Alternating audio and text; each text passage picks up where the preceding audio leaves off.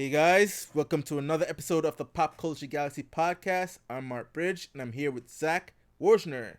That's me.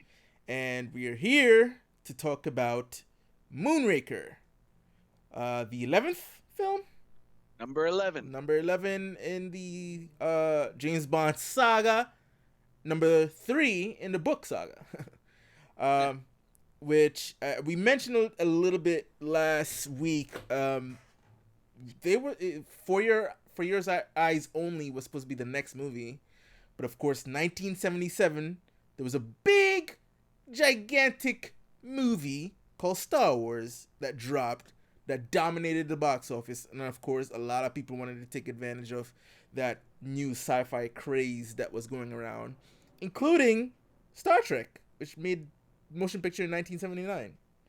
Yeah, Uh, Star Trek was originally going to be a TV show. They were going to do a TV revival yeah. called Star Trek Phase 2. Mm-hmm. But then after Star Wars was so big, they were like, let's do it as a movie instead. Yeah, which is mind-boggling because if you watch Star Trek the motion picture, it's nothing like Star Wars.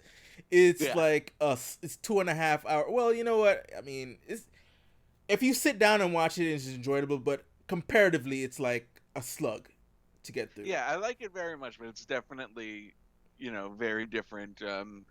It Director Robert Wise, The Sound of Music, Hmm. he wanted to make 2001. Right. He Uh, wanted to make his 1970s version of 2001. yeah. Yeah. So, but on the James Bond spectrum, they really wanted to go for Star Wars. Yeah. Uh, I would tell you, man. I was watching this movie and it felt almost like a parody of like different genre films, Hmm. including westerns. When he put Yep. on the poncho and the hat, and you hear the western theme. Dun, dun, dun. It was Yeah. it. Magnificent Seven, Yeah, right, baby. right. Balls, Q. And it also had like a little Easter egg for Close Encounter for some reason. Yep.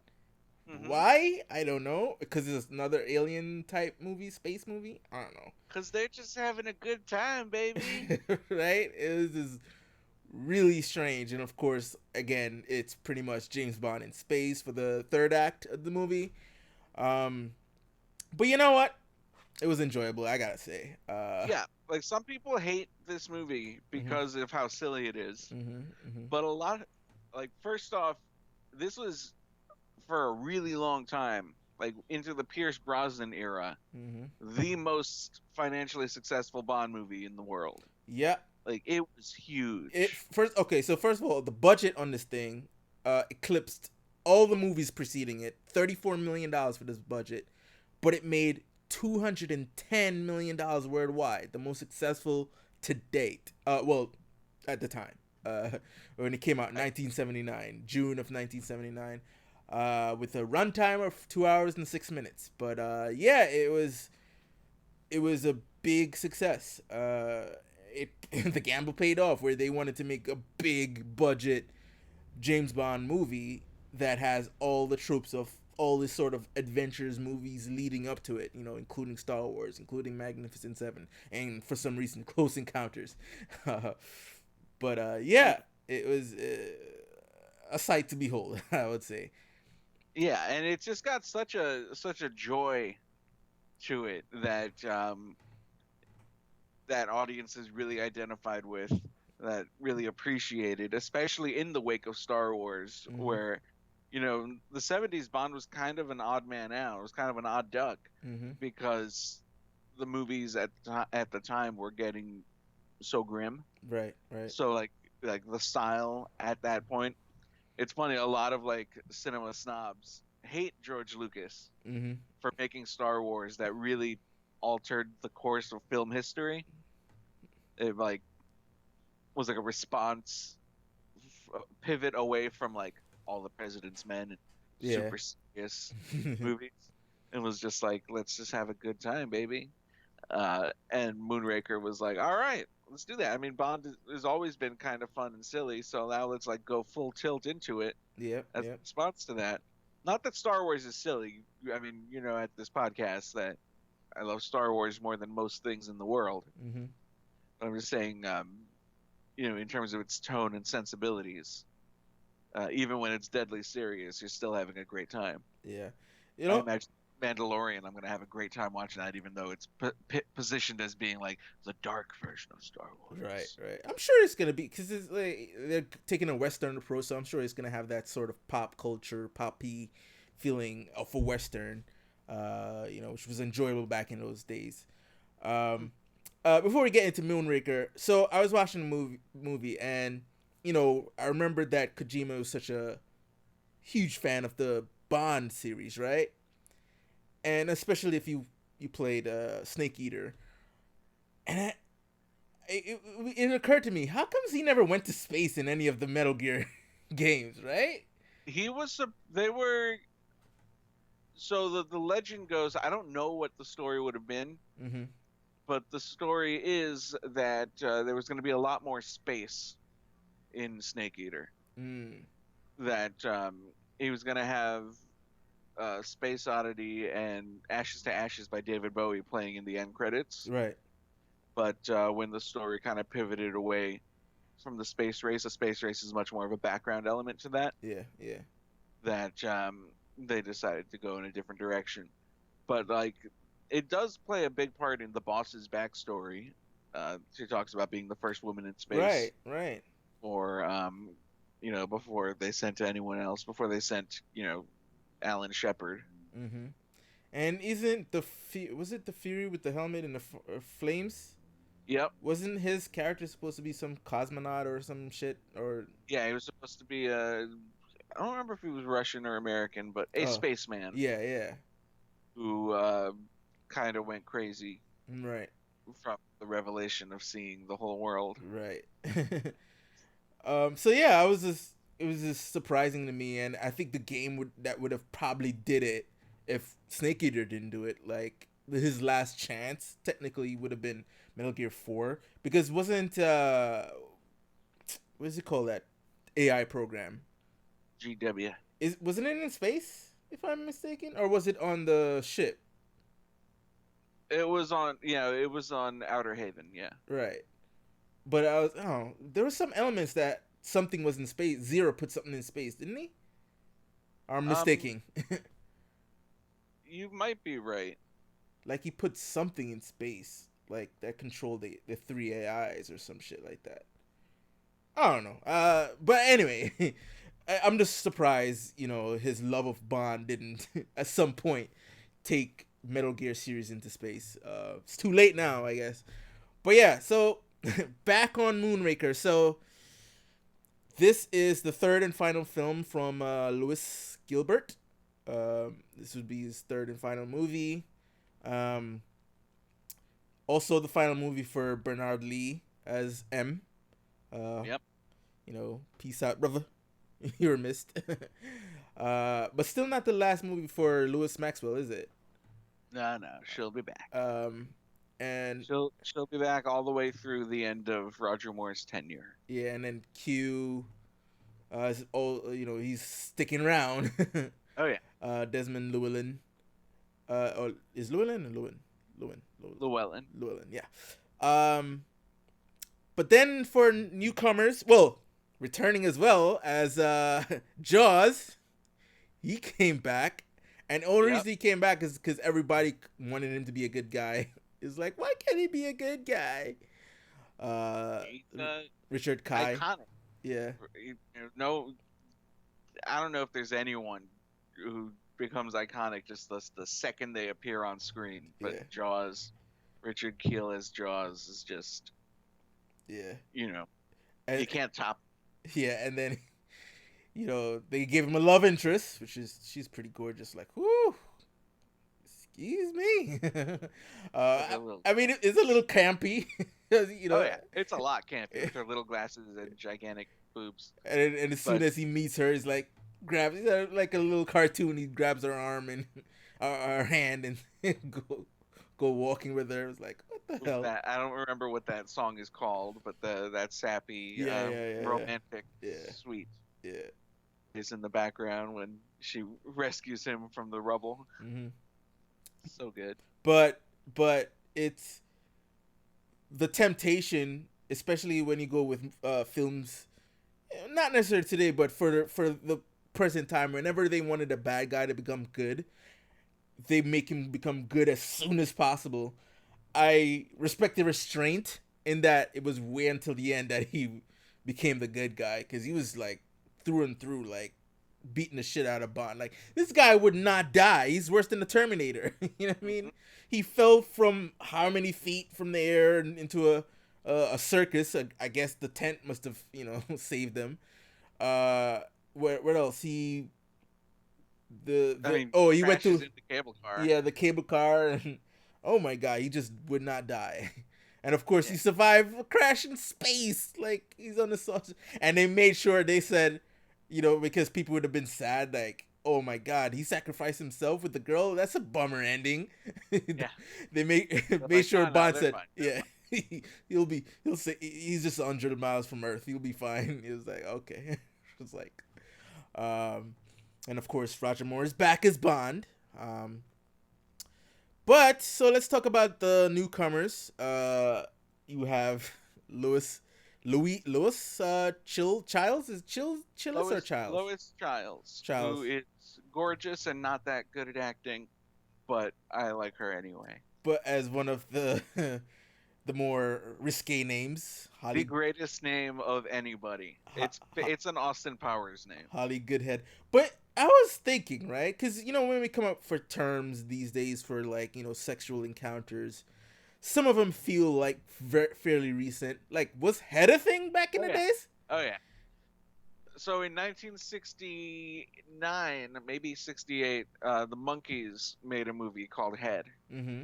and there's nothing in the movie other than how like psychedelic it is Right. that it's not an indicative title. But the reason that they named that movie that was because if they made a sequel, Mm-hmm. they wanted to market it with the tagline "From the people who gave you head." Oh. Um, they never did make a sequel, unfortunately. Right. Movie holds up, but no, that was a phrase. That was a term even back then. Yeah. Okay. That's why I was like, good head. Was like, good head. And in fact, that was in a Bond movie. I was like, wait, damn, that term was around for a while. Like, holy shit.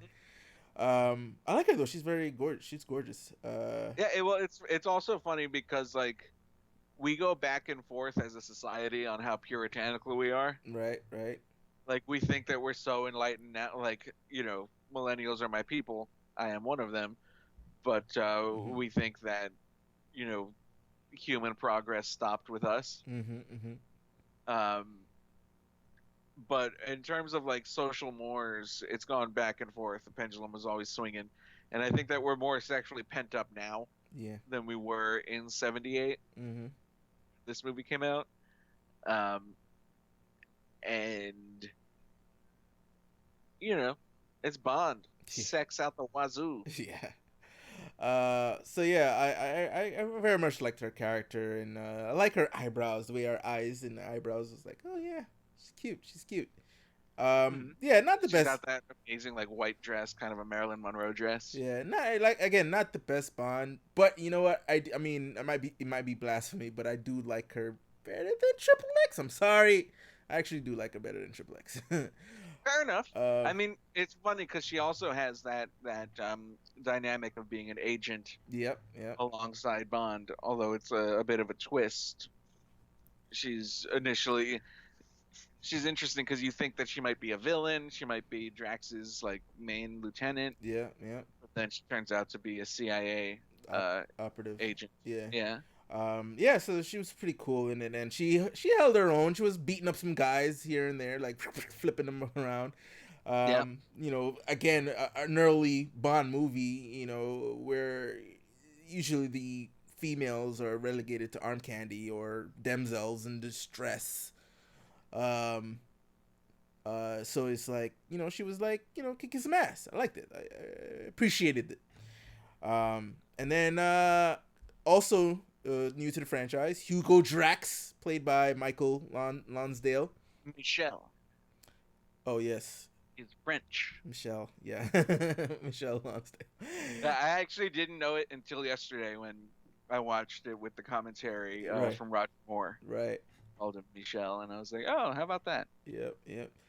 So yeah, he plays Hugo Drax. I kept like thinking about Drax the Destroyer every time his name came up. Uh, so yeah, but he, cool Bond villain. It's Yeah, I think he does a really good job with, but I mean I it's also think that this movie is kind of one of the ones that kind of it's like a Bond has a stereotype of its villains being like, yeah. crazy madmen who want to destroy the world because whatever. Yeah, he's like a And cardboard cutout. I mean, he did the yeah, best he could, but he's like a cardboard cutout of all of it. Down to the way he dresses, right? Like hmm the the jacket which closes up from the breastplate or whatever, and the straight yeah, pants. Nehru jacket, I think they call him, Yeah, yeah. but is definitely a Blofeld light. Right. And what makes it particularly egregious is that he's right after Stromberg from The Spy Who Loved Me, Mm-hmm. who Mm-hmm. was supposed to be Blofeld, Yeah. and thus comes off as Blofeld light. Yeah. So a lot of the in context, a lot of the in like the greater Bond context, Mm-hmm. Moonraker is very much like The Spy Who Loved Me, but in space. Yeah. Pretty much, including the bad guy's motivation, where instead of wanting to create a sea world, this guy wants to repopulate the Earth, but from space. Yeah, uh, like instead of water and space. yeah. So yeah, but this guy went a step further and and he got all the beautiful people in the world. I guess the most beautiful he could find, and they're gonna repopulate the Earth. And whew, this. If you looked at the girls, like, oh my god, they were gorgeous. Some of those Yeah, girls is like, holy shit. especially with like the feathered '70s Farrah Fawcett hair that everybody has. Exactly. Uh, yeah, and you saw them in the beginning of the movie where they were doing their exercise and they're traveling over the chateau. Uh, Yeah. yeah, hmm they're like, whoo, that's some cool shots right there. It's like pre Michael Bay before Michael Bay, right? Yep. Yeah. Yeah. That is. Yeah. I know exactly the shot you're thinking of. Yeah. Yeah. But yeah, I enjoyed it. I enjoyed the scenery. But yeah, who else? Uh, she had a short role in it. Corinne. Oh yeah. Her real name is Corinne, and she played Corinne in the movie. In the commentary, Roger Moore says, "Oh no, if I were watching this movie without having been Bond, I would have told her, don't let him seduce you in the first reel, Yeah, it's because then you will die." and that makes me think, right? Is Bond an asshole? He does what he has to for his country. Yeah, but seriously, you knew it's like okay, so he used her to infiltrate and figure out what was going on. He got to the office and got some information, and he knew they were onto him to the point where when he's doing the duck hunt or whatever, the goose hunt, Mm-hmm. he shoots the guy. He knew they were trying to kill him. So if he knew they were onto him, obviously he knew she would pay the price for it, right? It's like, and then he just leaves like, yeah, I'm out. Like, not even try to exfiltrate her or something like that, or give her the heads up, yo, Yeah, get out of here. It's like she dies with the like one of the most cruelest deaths yeah. out there. Like, send the Very dogs out, well shot. That scene scared me when I was a kid. right? It was just, Um, but yeah, that is a good point, and I think that we'll see, especially in like the Daniel Craig films, Casino Royale. mm-hmm. They toy with that. They build a plot on it Yeah, yeah. It's like, with that crazy hot yeah, uh, arms dealer's wife yeah. character who gets killed on the beach. But yeah, he totally He just gets what he needs from her and then leaves. Like maybe there's like an off-camera kind of understanding of when this is over, we'll take care of you. But he is there. He's got to get the information, and he and then he can get just his nut off as well. yeah, and then he just bounced, and then she just like got straight up murdered. I mean, maybe he wasn't counting on Drax realizing that he was gonna be so ahead of the curve. Right, right. But it's almost like he gets kind of a lucky guess when he Mhm. realizes who it is. Mhm. Mhm. But he probably should have done a better job of covering his tracks, taking care of his babes. Yeah, yeah. Uh, yeah. So that was a little bit cool. I was kind of mad at him for a little bit, and then towards the movie I kind of forgot Well, about it. then they know it, so that's why they send him to Rio, where you can have sex with what's her name, that girl who appears Right. in the, and then just disappear. At least she Yeah, survives, right. Like you thought she but was she about to get just. murdered again by Jaws. It was like hmm weird Although scene. such a like, not gonna lie, super hot shot of him pulling the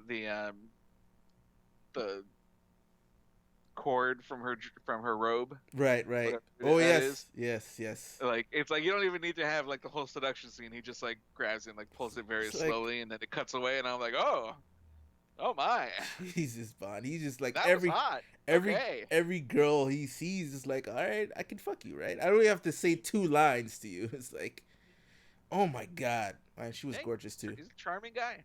She was gorgeous. Well, Not only is he a charming guy, he knows who's DTF. He well, yeah, scans the room. yeah, yeah. He knows it's not going to work on everyone. I mean, It's not going to work on Moneypenny. she was in his room shaking up the martini, so he knew he knew he was down from day one. It's Rio. It's down by the equator. It's hot. Hmm. You Hmm. got to cool down somehow. Well, actually, that would make you a lot more hotter, but still, I know what you mean. It's all part of the courtship. It's all Yeah, part of the yeah, dance of love. yeah, yeah. Uh, Capoeira. so let's rewind a little bit. So we go back to the pre-credit sequence. Another Amazing cool, pre-credit sequence. another cool fight scene in the plane. They're done with the trains for now. Let's do the plane. And it's like, isn't Bond getting tired of getting screwed over by these women? It's like each of them in the No, because beginning, it's worth the kisses. right? It's like put a gun on them, and it's like we're ready to fight. And of course, you had that. Would you call that Halo jump scene, or is just a regular parachute scene? It's like, what's the difference? Oh, whatever. I think. Well, Halo is high altitude, low opening, so Right. I think what makes it a Halo jump is how low you are when you activate your Yeah, chute. yeah, yeah. Um, so it's probably not a Halo jump. Yeah. And Um, I think this was but one. Go ahead.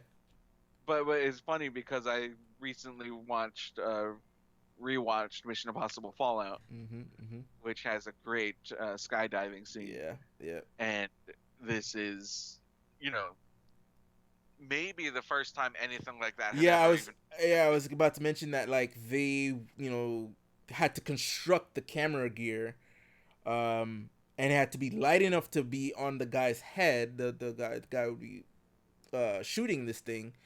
So they made it with titanium with, like, I guess some special glass, whatever, that could hold 100 feet of film. Like nowadays, you don't have to worry about film; it's all digital. But like back in the days, film, right? And then like you lose that that film. That's it, right? Um, but yeah, it Yeah, was. they really get the camera in there. Hmm. They have those fight scenes and because of the jumps are so, they're really doing it. Hmm.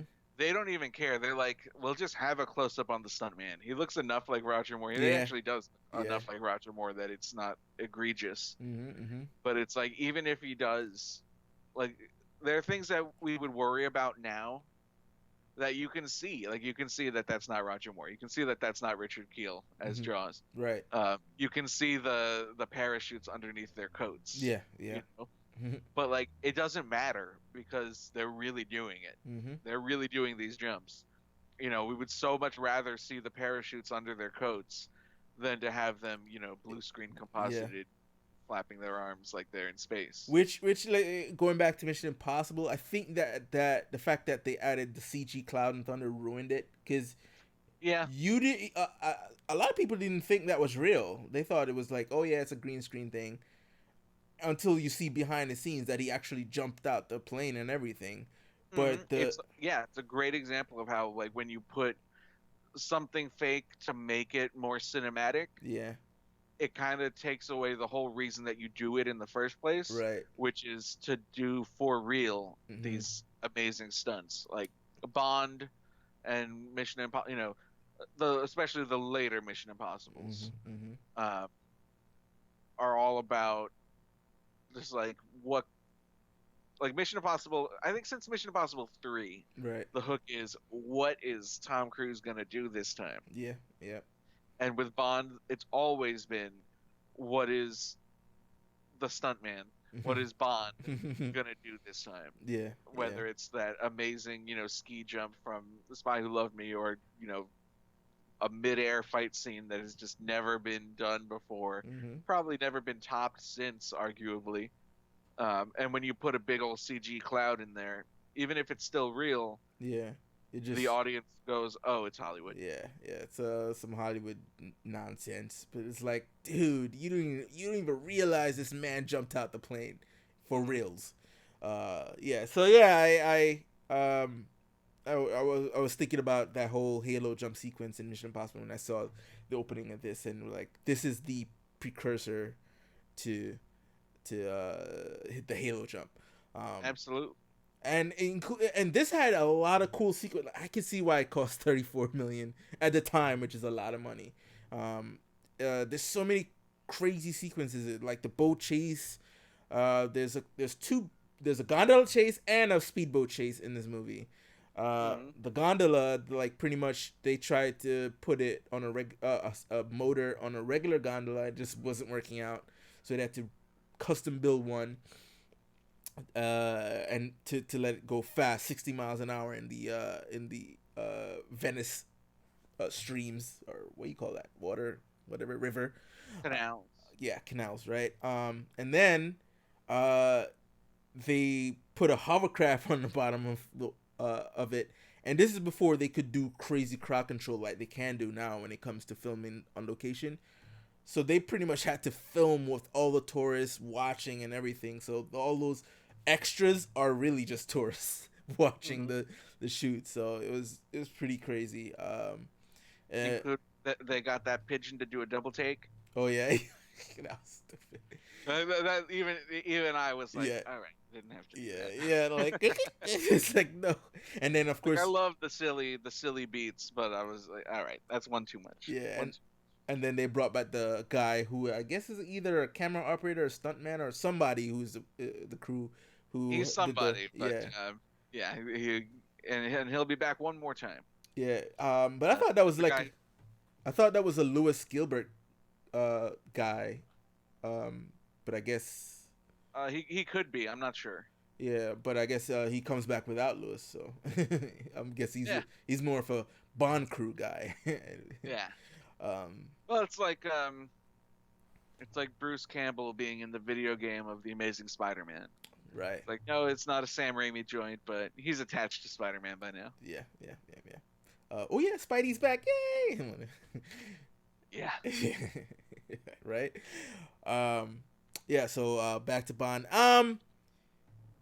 What else? Oh, so I guess let's talk about the space sequence. Oh, you know what? Before we touch the space sequence, you were mentioning the snake, whether it's gonna happen or not, and it did happen.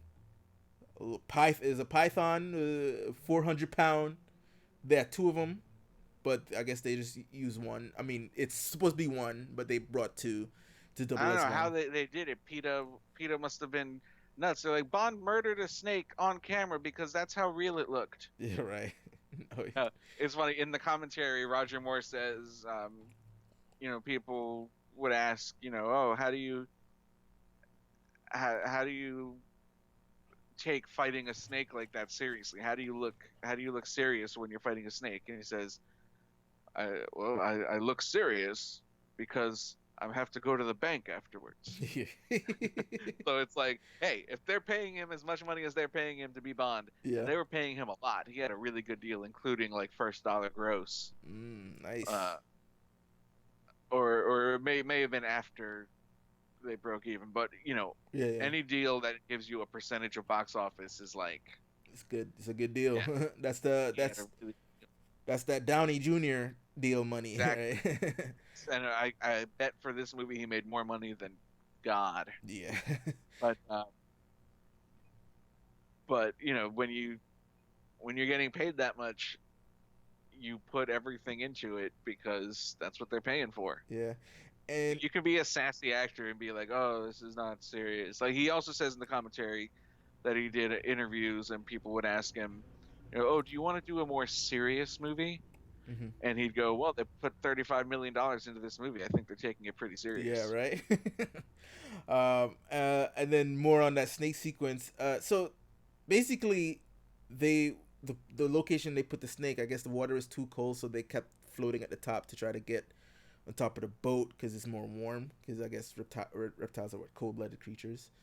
Yeah. Um, but like, so in order to get the shot of Roger Moore, the stuntman had to basically swim between the boat and the snake, so it looks like the snake is going after him, but really the snake is trying to pass him to get on top of the boat.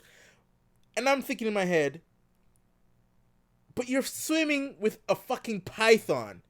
Dude, you're playing with fire here. It's like, no.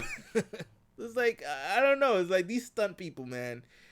I guess the adrenaline rush of like being in danger in dangerous situation is like their lifeblood. Like, that's what sustains them. Because I can't like uh alligators, crocodiles, and snakes are my biggest fears, Huh. like ever. And I'm like, I could never. And I watched Crawl yesterday too. Like Oh, how was it? that movie was incredible, and like, Okay, because I haven't seen it yet, but I really want to. and it's like, because the thing that the gators make, that sound, that hissing sound, like like they're breathing heavy, like They're that dinosaurs. freaks me out, man. Like you're just listening to that because like when they're doing that, hot breath is coming out of their mouth and they're ready to just pounce on you. And the thing is, what they mentioned, and the movie confirms it, I guess, is like they move slow on land, but like in water they're like super quick, and it's like they'll move slow, but when they're ready to attack, they'll grab you, and you won't even know that they're on you until too late. So that movie freaked me out, man. Crawl was like, I enjoyed it. It was a really good movie. You should see it. So like, again, this guy with the snake, man, is like, yeah, you're lucky the snake just wanted to get some heat. You know what I'm saying? But if the Yeah. water was warm, that's your ass. It's like, Yeah, I mean, I imagine that they had animal wranglers on set to help out. but it's In like they have to be quick enough. I mean, they're still humans, and this thing is, once a python wraps around you, you know what I'm saying? It's like, then when you exhale, the moment you exhale, there's tight. it gets tighter. Yeah. Yeah, so it's like, oh my god, like I would just not want to be in any situation with any of those reptiles, man. It's like, oh my god. But like, I think that for a stuntman, okay, so I think of myself. I am not a stuntman, Right. but I get I get invited to New York-based events uh, at Screen Rant. Right. I'll get an email saying, "Hey, do you want to go to this thing?" And like, invariably, even if it's something I don't give a damn about, I Mm-hmm. will say yes. Right. Because when else am I going to get to do that? Right. Like, shoot, I just said yes to one thing, but I can't say what it is yet. Mm-hmm. But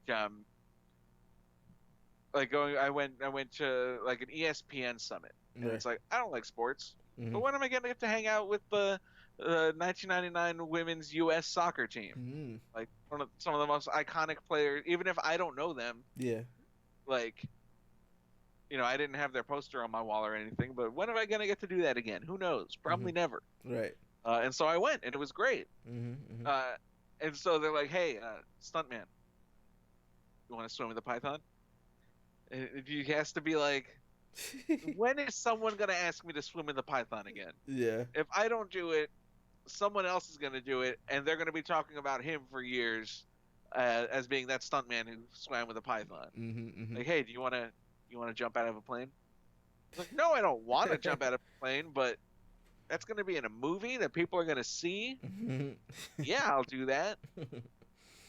Yeah, man, it's crazy the stunts that these guys do, and especially Yeah, I don't know if that's what goes through a stuntman's mind, but I feel like if I were a stuntman, that would be what went through my mind. Like, I mean, I know it's probably ridiculous, but I feel like it's almost safer to skydive out of a plane or crash with a vehicle with it rolling than to actually do some stuff with the gators. And what was that movie? The guy almost got his leg ripped off. Oh, Live and Let Die. Yeah, right.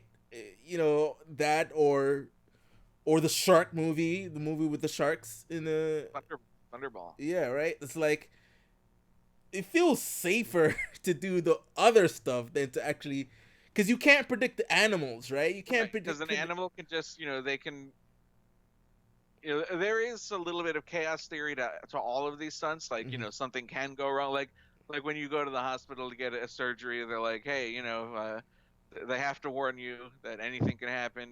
Theoretically, you could die just from getting your tonsils removed. Right. Uh, there's a 0.0001 chance, but that is a chance, so they Mm-hmm. have to warn you about that. And skydivers have done hundreds and hundreds of dives, but there's always a 0.00001 chance that like Jaws, you can pull your parachute cord and Yeah. it'll just rip right off, Right. right? Right. Um, for all of those things, there's always something that can go wrong. Mm-hmm. But with the animals, the idea is that that thing that can go wrong, Is increased exponentially. yeah, and it's just unpredictable in a way that static nature isn't. Mm-hmm. Mm-hmm. That like it's more like the equivalent of a gust of wind, or even if it's a dry, completely windless day, a Mm-hmm. gust of wind can happen at any moment. And like Right. even if you're working with a docile animal, Mm-hmm. that Siegfried and Roy can still get mauled by their tiger. Right. It's just like any. I'm always impressed with all these guys who work with animals, especially the apex predator type of animals. It's like, yeah, man. More power to you guys, but I'm not doing that. I'm not Yeah, going I anywhere mean, near that. yeah, Steve Irwin, the crocodile hunter, wrestled with crocodiles, Yeah. wrestled with snakes, and was killed so suddenly by A stingray. probably, an animal that he knew was dangerous, Mm-hmm. but had handled many times before, and probably of all the animals that he or anyone thought might get him, Mm-hmm. It was the least. probably way down the list. Right. Uh, Uh, and it's, these animals are amazing and beautiful, and I think he and people like him really get that message across, but they're also, they also stress the message of how dangerous they are mm-hmm. Mm-hmm. if you don't know how to deal with them. Yeah. So more power to him, man. More power to him. Um. Yeah. But then it's in freaking Skyfall. He steps on a CGI Komodo dragon. What the hell is up with that? Ugh. Hey, Ugh. the days of risking your lives with these animals, I guess, are over. So then just don't do it. Don't directly invoke one of the greatest stunts of all time from Live and Let Die, Yeah, yeah, yeah. I but then guess. ruin it by having it be a CGI I guess. animal. I guess. It might as well be a Dewback from Star Wars. I guess. But you know what Uh, though? I recently saw The Lion King, and what they did with the animals, and it's all fucking CG. We're in another level now, right? It's changed after Lion King. It's changed, bro. Like I don't want to see an animal that's CG that looks CG anymore. That you can't do that anymore. Just don't do it if you're gonna be a CG animal. And it almost made me wish they. I mean, granted, it was television, so they couldn't afford the time or the money to do something like that. But I kind of wish. That's one of the reasons why they didn't have so much direwolves in the Game of Thrones series.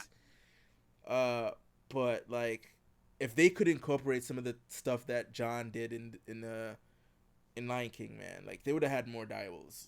But like, holy shit, man!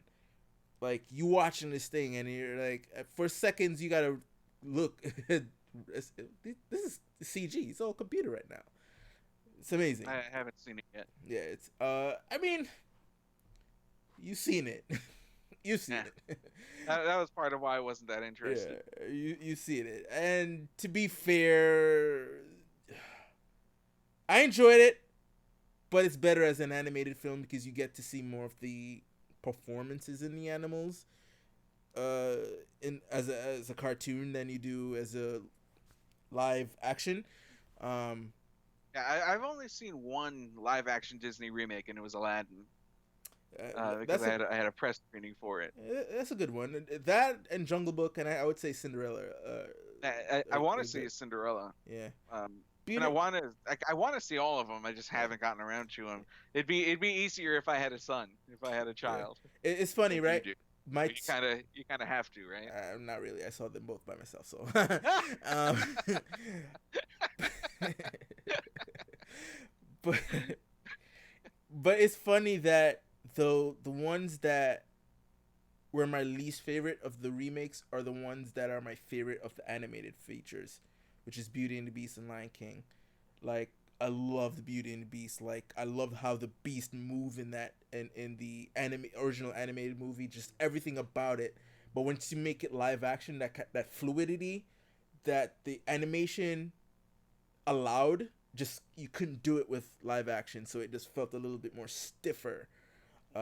So you never got that fluidity, and it was a negative for me. I mean, I enjoyed the music. The music was great. It wasn't a bad movie, not at all. But again, the animation is so much better. Same thing with the Lion King. Um, what I liked about Aladdin, I know we're on a tangent here, but that's what we do in this podcast. What I liked about Aladdin live action, I think it offered enough new elements to the movie.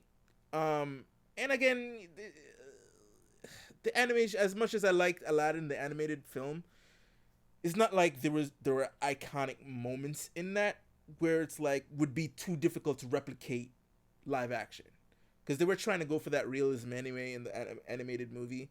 That once you got to do it live action, hey, Bob's your uncle. It's right there. Um, so yeah, so Beauty and the Beast and Lion King are my two favorites out of the Disney Renaissance animated films, and it's my least favorite out of the live action movies, even though they were good and enjoyable. But yeah. Fair Now, enough. yeah, but back to James Bond, Moonraker. So then let's talk about the third act, the space sequence, the Star They Wars go, scene.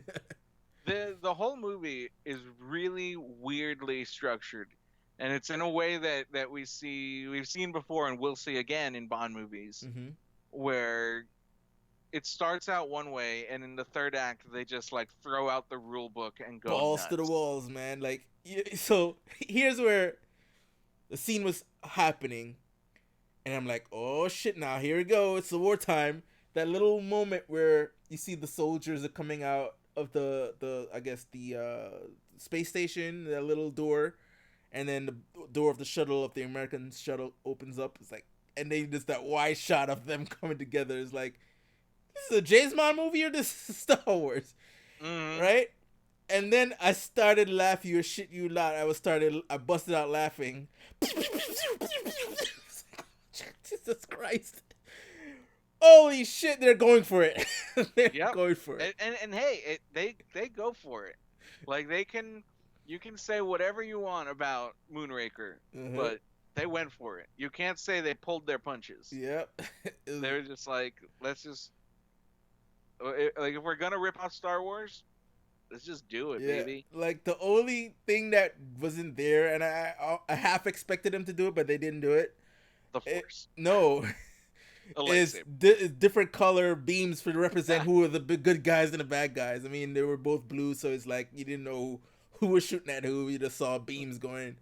Uh, And it's so like the movie starts out pretty serious. yeah, Like as exactly.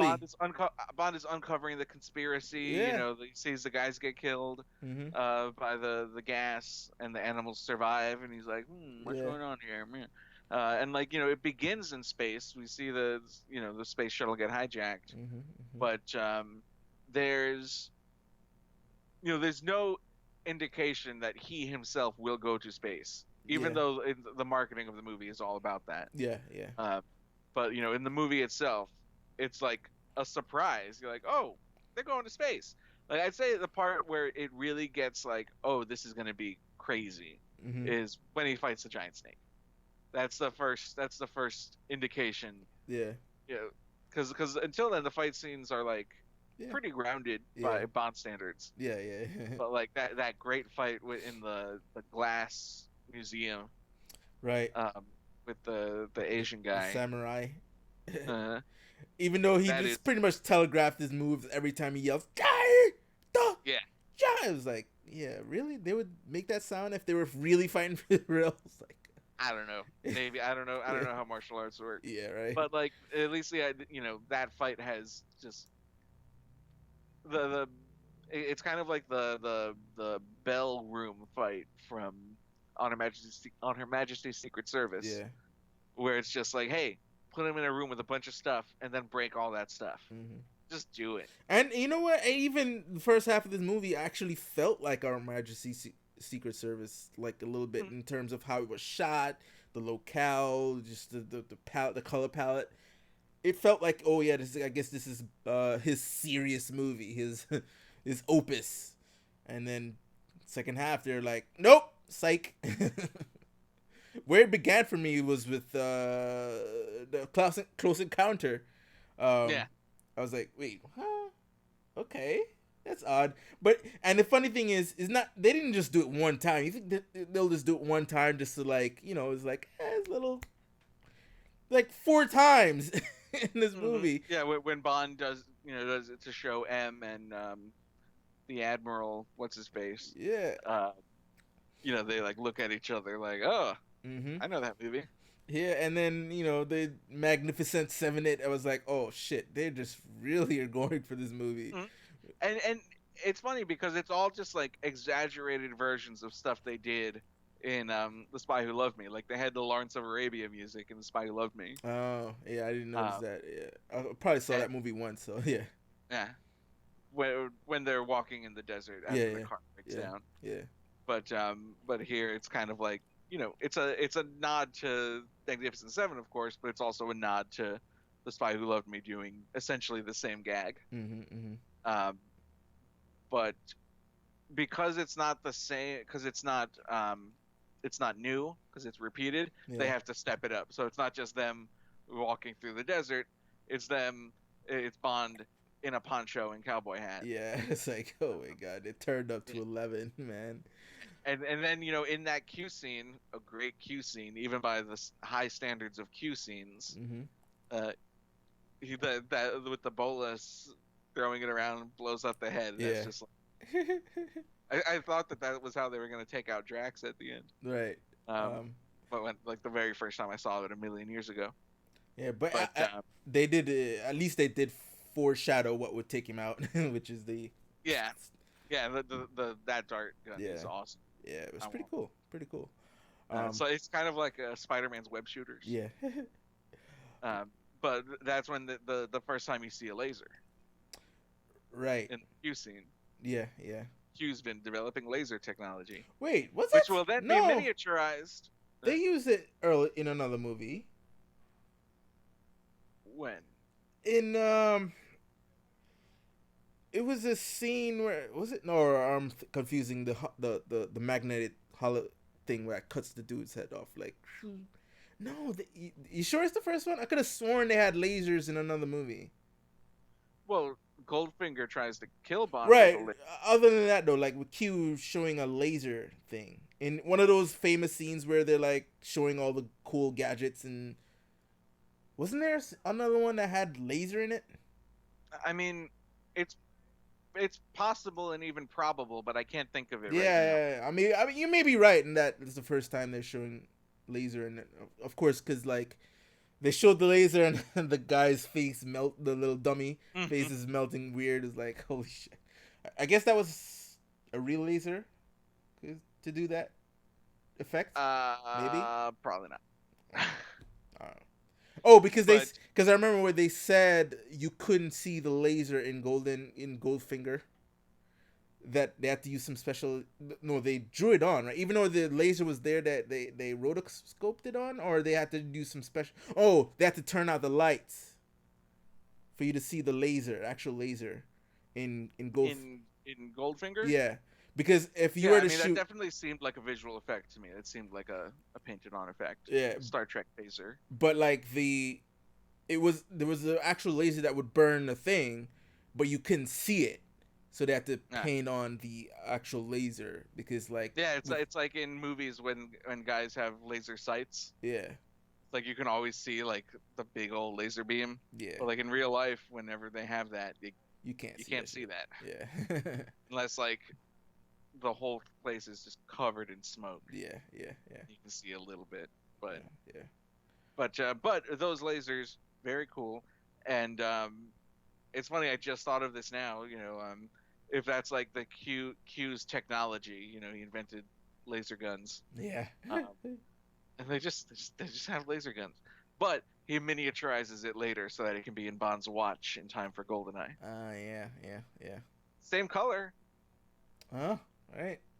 Wait, no, it's not. It's the same color in the Nintendo 64 game, but I don't think it's shown as like a laser beam in GoldenEye, is it? I don't remember. I gotta watch, or maybe you don't see it, but it's like burning. Yeah, I think Maybe. Yeah, we'll get there. yeah. But yeah, Um. Oh yeah. So I was gonna say something else too about that scene. Uh. It'll come back to me. No car in this one, right? No car. no, just the boat. Yeah. No. Yeah. That. The sweet ass boat though. All right. um. And great chase scene. Mhm. I'm pretty sure it's the last time we'll hear 007, the music, the music theme. Oh right. Bum, Right. bum, bum, bum, bum, Yeah. bum. Yeah. Yeah. I'm Oh, pretty sure this is the last time because that's used. speaking of music, John Barry's back. Is Hmm. this his last movie, or No, did he he'll be come back? back Okay. at least one more time. So John Barry's back, and Shirley Bassey's back to do the opening theme. Yep, Um, I love that theme. I think it's so. I think it's a really pretty song. yeah, it really is, and I like the fact that they find a way, because even though it's a very slow song and on Bond like, they managed to play it throughout the movie. Yeah, like instead of during action beats, it's Yeah, during like sweeping, majestic yeah, landscape shots, and yeah, it's perfect for that. yeah. And oh my God, they have some great, you know, maybe this is the first Bond movie that really does that. That really goes from like locale to locale to locale Mm-hmm. in a way that, for the most part, not entirely, but there's like one or two in most previous Bond movies. Yeah, yeah. Like in the Sean Connery year, it was usually one. Like Mm-hmm. this one, he's in the Bahamas. Mm-hmm. This one, he's in Jamaica. This one, he's in New York, Yeah. or not New York, but whatever. He's Yeah. wherever. Uh, by Roger Moore, they had a little bit more money, so they could go to different places. But I feel like Moonraker is the first one where they're like, They let's travel. have this one scene be here, Yeah. and let's have this one scene be in a completely different country. Because as a matter of fact, they shot the boat chase sequence in Florida. Mm-hmm. um, Doubling for the Amazon. yeah, right. And they shot in France, which it was a co-production between the two countries, British and France. Yeah, worked apparently together. for tax reasons, they decided not to shoot in England. Yeah.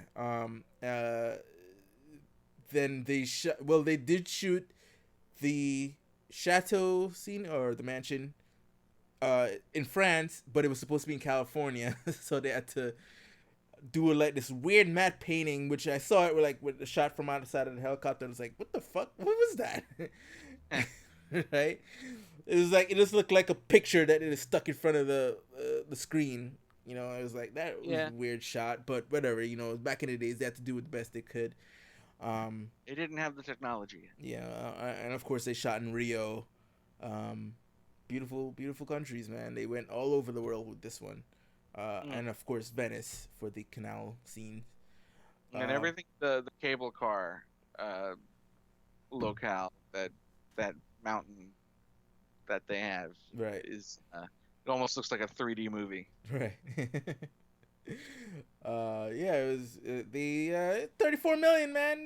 They spent that money. They spent that Yeah, and bread. I don't know why John Barry had dropped out for The Spy Who Loved Me and why he came back for this. I don't know if he was doing something else and Yeah, didn't have time, most whatever likely. that story was. Yeah. But part of me wishes that it had been reversed, that John Barry had done The Spy Who Loved Me, Mm-hmm. and it was Mark Kamen. No, it was because he did the disco Bond, right? Right. Bond Yeah. 77. Yeah. Who am I thinking of? Oh shit! Hold on. Oh, Marvin Hamlish. Right, right. That Marvin Hamlish had done Moonraker. Mm-hmm. That they had switched scores because the score for Moon. Although on the other hand, maybe it's the score for this movie that grounds it. Yeah, yeah. That like even though he is in space and being completely ridiculous, Mm-hmm. um, you you believe it a little more And I because guess, yeah, the score is so grounded, and in like reverse, like the Spy Who Loved Me is comparatively grounded, but feels so much more bombastic yeah, because of its over the top score. yeah. And I guess if they're trying to go for that Star Wars feel, you're trying to go for a more Star Wars like score, I guess, Mm. or it's more composed, so it's more like adventure, you know. Yeah, Even though John Barry doesn't go John Williams on this one, he's still stuck to his John Barry. But it matched, so you know. yeah, So yeah, it was opening sequence, lots of titties. It was like Jesus. Okay, silhouetted breasts. Sometimes you can actually see the breasts. Um, Speaking of that, what's her name? Karenin. yeah. She wore no bra in any of the scenes she was in. Why would she? It was like, I was like looking at her breast, like the one where it was like a green dress, but it appears like white, and you practically see through.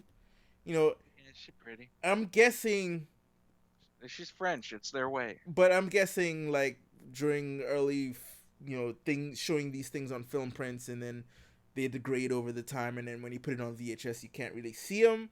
But once you remaster them and you run the negative through all types of HD nonsense, then you're like, oh shit, Yep. you really Power see of things, Blu-ray. right? I'm happy for it. Too bad we can't go back to those days where you could see breasts in PG movies. Yeah. Well, again, that's just we think we're so enlightened now. We think we're so open and free with our sexuality. It's like, yeah, they were showing a lot more back then than they do now. Yeah, exactly. If they these movies would be, I mean, they didn't have PG-13, but they'd be R Yeah, because you show a boob, then think of the children. yeah, It's like, dude, when I'm looking at boobs, the last thing I'm thinking about is children. yeah. Right. Oh my god, I don't I know. blame the Christians. But yeah, man. Enjoyable movie. Is there anything else? Yeah, like just the movie has a bad rap because it's mimetic, Yeah, like Bond in space, LOL. yeah. But like, it's a fun movie, dude. Like, if you have a hang up on that, that's not on the movie. That's on you. Mhm. You know, live a little, have some fun, enjoy yourself. Yeah. Maybe stop being such a stick in the mud. Yeah, yeah. Like I said, I liked uh, Good Head better than Triple X, even I though like it too. they're both good. But yeah, Good Head. This guy. Thank you. Thank you. This is my last podcast. Um, John Glenn edited. Doesn't John Glenn direct a movie at some point? Or Oh yeah, which one does? John Glenn directs like 5 in a row. Yeah, He directs the next one and then doesn't stop until License to Kill. right. So yeah, he's Directs them all. He's gonna be our buddy now. yeah. So We're entering the John Glenn years in our next the next podcast. And the next one is what? For Your Eyes On? No, for Your Eyes Only. For Your Eyes Only. By Yeah. Sheena Easton. Yeah. So yeah, I'm looking forward to that. Looking forward to that one. Which it's gonna be, we'll get to it then, but one of the best things that Bond can do that other franchises can't Mhm. is it can go back and forth between wildly different tones, Mm-hmm. and it can be deadly serious in one movie. You can have uh, a super serious movie in the same franchise as like almost an outright comedy. Mm-hmm. Kind of something that we see with Fast and Furious or the MCU Yeah. Yeah. or now the DC EU or whatever they're calling it. Yeah. Um, this movie is the most outlandish Bond movie up to date, Mm-hmm. and the next one we'll see it goes way in the opposite direction, and is considered to be one of the best ones. I like it very much. We'll see what you think, Mm-hmm. but it's it's a lot more grounded. Mm-hmm. It's a lot more Bond You know, it, as it's almost a Mission Impossible movie. nice. You know, watching this, I was like, you know what? Fast and Furious gotta go in space. The last movie, they got to now. They have to. I mean, what else are you gonna do, right? They battle submarines. They jump through skyscrapers. Go to space, They man. should. And I think they're almost close to it too, because Cipher, who's Charlize Theron's character, she's supposed to be sort of this, like, cyber terrorist, whatever. Give her a base on the moon. Yeah, like, and Do it. she's coming Base on the moon. she's come back for 9. Maybe she's working for a bigger organization that's trying to take over the world. Like, I want some fast cars on the moon. We need I want bikini butts on the moon. I want some nitro, nitrous, like Nitro moon butts. right? Like, oh shit, like that's gonna be dope. Yeah, like there's something in my bones that tell me that part 10 is gonna, don't do it for 9. Don't blow your load yet. Yeah, right. Save it for 10. For your last one. They set it up in 9. Yeah, yeah. Like the last scene in 9 is the reveal that she has a moon base. Yeah, right. Like camera goes back, so then prepare people. Like, then, oh like, yeah, the camera does like a zoom on Vin Diesel, and he goes, "We're going to space." yeah. Oh shit, yeah. All right, so I think that's all the cool stuff to talk about in Moonraker. I mean, I love those posters. Every time I see the posters for these movies, and they just managed to make him look sexy. Like, I look at the poster for Moonraker. Oh yeah. And all the ladies that were in the the Ark, and Lois Child's character, in her, because they had her in like this bikini bottom but with like a space top. Mm-hmm. And it was like, oh my god. And you see like some of the girls from behind and their butts and stuff. Like, posters back then, man, like that was art on itself. In a way that we just don't have them anymore. Like, we don't have hand-drawn posters anymore. Yeah, it's all Photoshop stuff. I mean, some of them still look good, like... Yeah, they're still great posters. Yeah. I think that a lot of the criticism of that is really overblown. Yeah. Oh, everything's just a floating head. It's like, well, no, if you only give us examples of floating heads, then everything's a floating head. Yeah. There's some great posters out there, but, this was the golden age of movie posters. Yeah, but the posters themselves were art and actually made you like to the point where some of these posters were better than the movies. Yeah. I remember back in the days, man, I used to see some poster for some stuff and I was like, oh man, this looks amazing. Let me watch it. What is this? It doesn't even... It was like Atari 2600 box art. What is this? No. Like, there's this movie called Reign of Fire with Dragons? Yeah, the dragons. And what's his name? Who started? Is it Matthew McConaughey? I think was Christian Bale, right? I think Christian Bale and somebody. Yeah, both of them. McConaughey's in that? I think so. I haven't seen it since I was a kid. Yeah, Reign of Fire. Yeah, Matthew McConaughey and Christian Bale. Yeah, right. That poster looks amazing, but the poster represents the opening of the movie. Yeah. You know, because you see like the city on fire. Was that Big Ben? Is that Big Ben? Yeah. And the helicopters and stuff like that, and mad dragons. I think there's probably just one dragon in the fucking movie, isn't it? Maybe. Also, the female lead in that movie is Isabella Scorupco from Goldeneye. Yes. Oh yeah, she's so hot. She's my girlfriend. Yeah. It's crazy how they managed to not get Rebecca Ferguson, and she ends up in Mission Impossible. Oh, was she in contention at one point? I don't know. It's just more like she's been around for so long that they just didn't get her, and Mission Impossible got her. Yeah. And I think she's probably better than any of the Bond girls could ever be. Just my bias. It's just my bias. I'm sorry. I like Rebecca Ferguson. Hey, can you imagine I'm older than Rebecca Ferguson? I didn't even think I was. It's like, what have you done with your life, you're Mark? old, dude. what have you? I'm older than Emily Blunt. What the fuck, man? You are? Yes.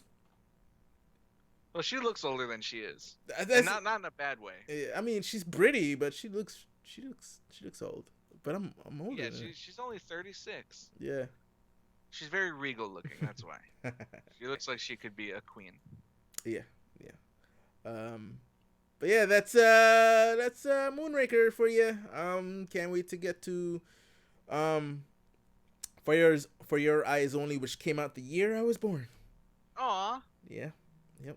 And this podcast is airing in 2019, so our viewers can do the math. Yeah. All right, so don't forget to subscribe to the channel Pop Culture Galaxy. Hit that notification bell so you can get notifications when new videos drop, and give us a thumbs up, give us a like. Follow us on MySpace. Yeah, I still have. I don't remember. I need to try to go to my MySpace page, see if it's still up. I do have a MySpace page. That would be a fun viral thing if we just made a MySpace page for this podcast. Can you still make a MySpace page? Yeah, I think so. I think it was now for musicians, but I think it's MySpace. MySpace.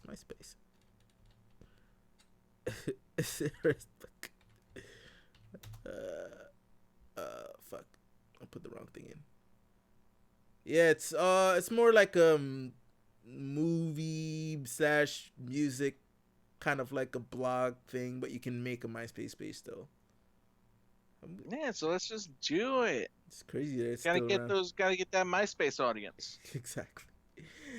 Also, SoundCloud rappers. Yeah. Those are untapped markets. Yep. And I'm on the Twitter at Marky Tundra. Where are you, Zach? I'm at my name, Zach Wojner, and you can read my work at screenrant.com. Yep, and you can follow me at Pop Culture Galaxy on Instagram and on Facebook. All right, so until next time, folks, I want to say peace. Indeed.